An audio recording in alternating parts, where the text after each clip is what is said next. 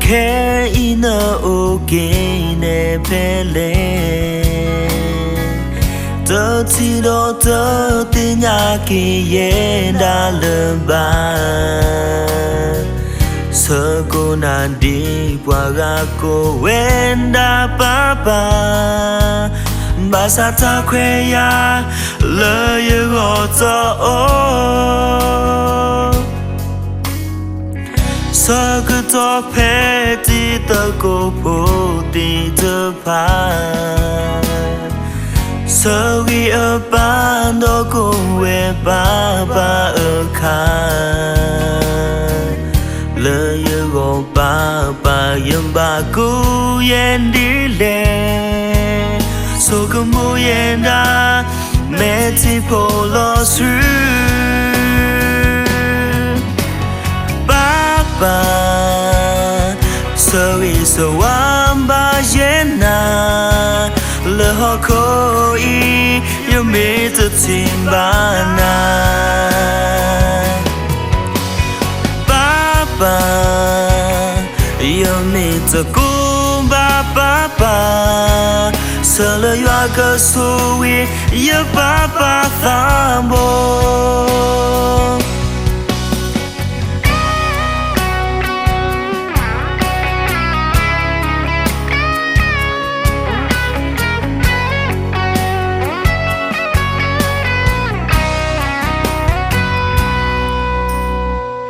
Papa ke ina ogine pele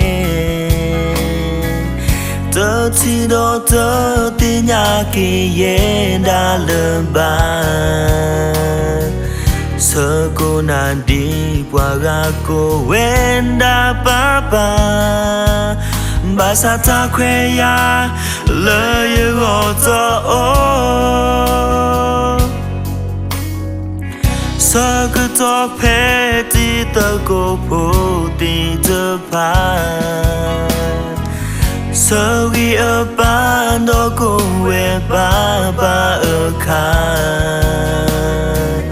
lơ ye go ba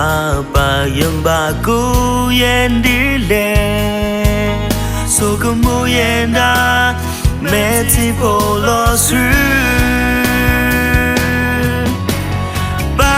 ba sơ vi sơ wam ba yen na lơ ho ko i yêu mi tự tin ba na ba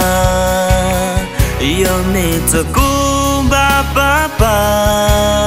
sơ lơ yoa cơ su i yêu ba tham bo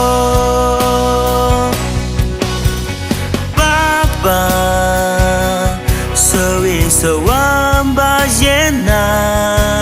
lơ ho ko i yêu mi tự tin ba na ba yêu mi tự cung ba sơ lơ yoa cơ su i yêu ba tham bo Papa ke i mina u pele sơ lơ yoa cơ su i yêu ba tham bo